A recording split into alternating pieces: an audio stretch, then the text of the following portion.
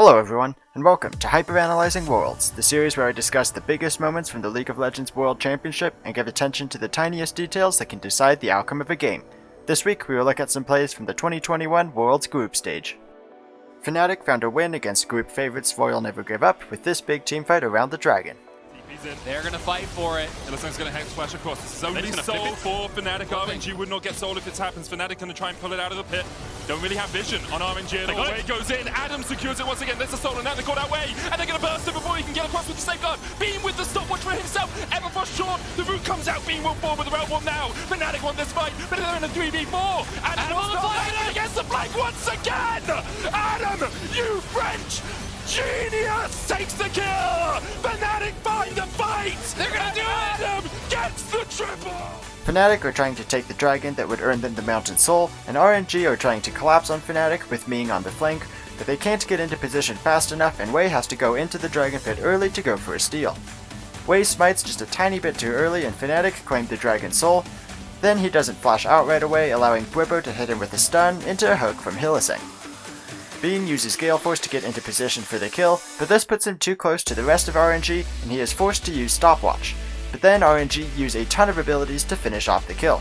The Stopwatch usage means Bean dodges Cryan's Ethereal Chains, Gala's Moonlight Vigil, and Xiaohu's Explosive Cask. Xiaohu also has to expend his Everfrost and a barrel roll to finish the kill. Now Fnatic engage onto the 3-man squad of RNG, using a rather dangerous Realm Warp into the middle of the enemy team. The position of the Realm Warp overlapping with the wall causes the Fnatic team to be split oddly around the wall when they arrive. This creates a 1v1 on the right side between the mid laners, which Nisqy wins handily. This leaves the rest of Fnatic in a temporary 2v3, but while they were Realm Warping in, Adam channeled his teleport behind RNG, so he comes in on the flank with a great shock blast that takes half of Gala's health bar. The big spell to secure the fight win for Fnatic is Hylissang's Depth Charge, which knocks up all 3 members of this RNG group, and the rest of Fnatic are able to start cleaning up kills. Cryan tries to return some poke with the tiny health bar he has left, but Bwipo finds him with an ult over the wall as Adam picks up a triple kill and Fnatic complete the ace against RNG.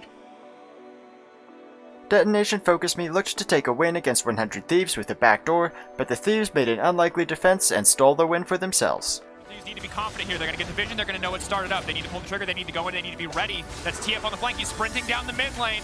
All out brawl. What can they do? Who he's going to have to backstep and try to peel so the rest of the team can go in. It's going to be a difficult decision. GP all now coming in. Evie fully committed. They don't have any minions. They have any. GP now going in. They're fully committed. The Trinity will not die. Oh, they have to burn through him. They have to kick him back. They have to use every form of CZ known to man. They stop him. They punch him into the fountain.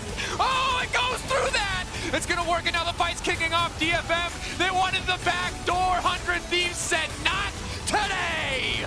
100 Thieves. Now, the question is, can you end the game? Detonation Focus Me starts the Baron to force 100 Thieves out of their base. Arya uses this opportunity to use the Twisted Fate ultimate to teleport behind 100 Thieves and look for a backdoor, with no turrets up in the enemy base. However, the Thieves recognize this and start running back to their base before Arya even shows on vision. Arya places a ward on the inhib to let Evie's Tryndamere teleport in.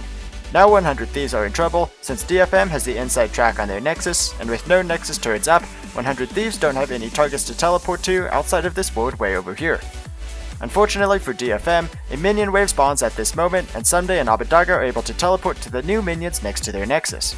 Since they teleport to opposite sides of the Nexus, Arya and Evie are forced to run between them, making it easier for 100 Thieves to collapse. Sunday hits both with a barrel chain, and Abbedagge's damage immediately forces Arya to use Zhonya's. Now all attention is focused on Evie, who can win this game by himself with Undying Rage, giving him an extra 5 seconds to hit the Nexus. Evie actually uses this ult super early, which could have been a game-losing mistake, but in the end it doesn't matter when he ults because Closer uses his Dragon's Rage kick, probably just to stop Evie from getting more attacks on the Nexus, and Huhi sees the opportunity to flash towards Evie and knock him onto the fountain, which will kill him even through Undying Rage. With 2 dead on DFM, 100 Thieves turn to the rest of the team who are trailing the Thieves into the base. Abbedagge comes up huge, stealing Leona's Solar Flare and stunning all 3 remaining enemies with it. That makes it easy for 100 Thieves to finish the rest of the kills as they pick up a clean ace and are able to run all the way across the map and kill the enemy Nexus before DFM respawn, and 100 Thieves win the game. Down over 5k gold early in the game, PSG Talon found this huge play to get a clean ace and a quadra kill for Maple. PSG, so that either way you commit, you're going to lose something. But I also just feel that PSG, they're just not responding properly on the map because they keep trying to match RNG, and every time they do, this happens. Ning starts up the fight, decent damage to Maple, of course, he is the tank, he's got a good front line, good Evan both comes, but he's gonna be stunned. Gala chased down, Maple shows up for 1 kill, gets for 2, gets for 3, Maple wants more, Aphelios finds kill number 4, and it turns out, you meet him where you find him, a quadra kill for a Tryndamere. RNG dominated the early game, and they looked to push into the bot lane tier 2 turret with the second Rift Herald as PSG groups up to stop them. RNG starts the fight by trying to pick off River, but River just dashes away and dodges Crane's Everfrost and Xiaohu's Scatter the Weak. Then Ming jumps into turret range to continue chasing down River, but Kaiwing traps Ming under turret with a good death sentence into a flay, forcing Ming to flash away. But the ability that decides this fight is Hanabi's Slicing Maelstrom. Hanabi is unseen in the jungle behind RNG, and he flashes over the wall and traps all 5 with his ult, also cancelling Gala's bullet time. Now it's about Maple finishing off kills. He spins through Ming for the first kill, then follows Gala's flash with his own for the second kill. Another spinning slash kills Cryan as he tries in vain to flash away. Maple's positioning now also ensures that the last members of RNG have no chance at escaping. Wei denies the pentakill by jumping onto the PSG backline with Cataclysm, and Xiaohu's Scatter the Weak almost finishes off 3 PSG players, but none of them fall and Maple is able to kill Xiaohu for the quadra kill and clean ace. The first pentakill of the 2021 World Championship went to Khan on his top lane Lucian. He had no cleanse, and the CC comes through from Trimby. Now, the hope is alive for Rogue. Stunned into the hook. Larson almost down, but he pops the stopwatch just in time. Supreme says Talon will come out. It's a double for Khan. Benny, the hope was there for Rogue, but immediately it's slammed right back in their faces. Canyon and Khan can do no wrong. Hansama tries to get away, but Khan gets the quadra. Can he do it? Can he find the penta here for Darmwon Kia? Canyon's going to chase down Inspired. Khan hungrily, greedily looking for it. Inspired is not going to give it to him. He TPs. Canyon goes in for the damage. Khan comes in. Couple more shots. A penta for Khan. This play starts with Rogue finding a pick on Ghost, the most fed member on Darmwon Kia, and using their man advantage to threaten the Baron. As Larson steps too close to the Fog of War, Showmaker stuns him with a gold card, and this is immediately followed up by a hook from Beryl and the culling from Khan. Beryl's hook and flay pull Larson towards Khan, and the culling drops him to 200 HP before he gets the chance to use his Zhonya's Hourglass. Up in the river, Canyon hits 2 with a Kiana ult that also wraps around the wall and stuns Trimby, setting up Khan to land a perfectly timed Piercing Light for 2 kills. Odoamne dies onto Showmaker, then tries to flash away, and while he would have died to Beryl's Ignite, Khan uses Gale Force to claim his 3rd kill of the fight. Showmaker now pops the TF ult and uses it to teleport behind the fleeing Rogue players, and Canyon flashes onto Hansama, forcing him to flash away with a sliver of health remaining. Khan flashes and dashes after Hansama, and with the vision granted by the Twisted Fate ultimate, Khan is able to finish off the 4th kill. Now Khan has to slowly make his way back around this wall, and Inspired is able to run away for a while, but eventually Khan teleports to a minion wave to catch up to the last enemy champion.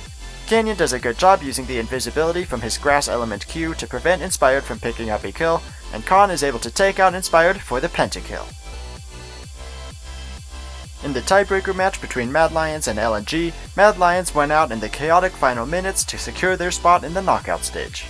They might try to end. Armut's dead for 35 seconds, and LNG want to make quarterfinals. Humanoid steps away, but his crit down to 1300. This game could end right here, and they've brought the reinforcements. El Yoya's on the way. A knockup means a death. 1-for-1 supports are dead. Light has a Guardian Angel, and that gets popped. Carzzy wants a bit more. Will it happen? True shot barrage. Not going to get a whole lot done. Light can lifesteal.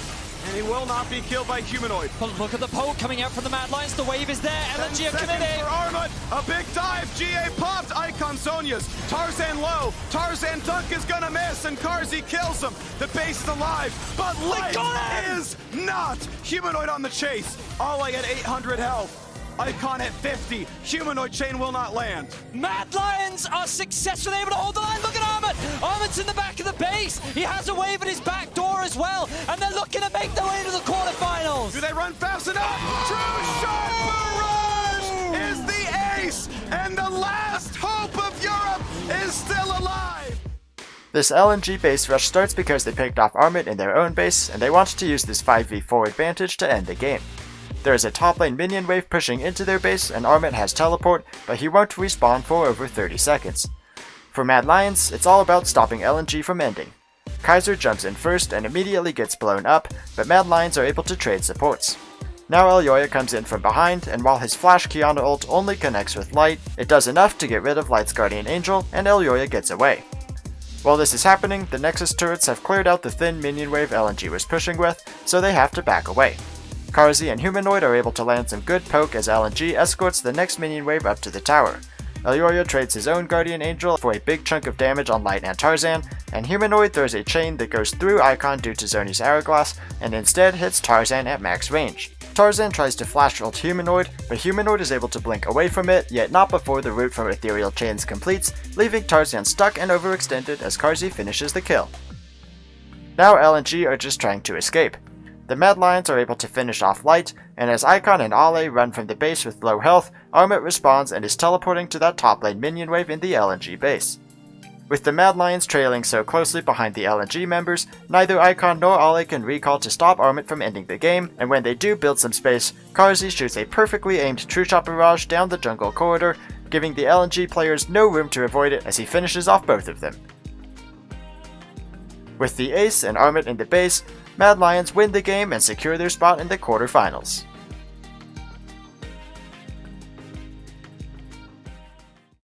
Thank you for watching this episode of Hyperanalyzing Worlds. Hit subscribe for more hyperanalysis of the League of Legends World Championship.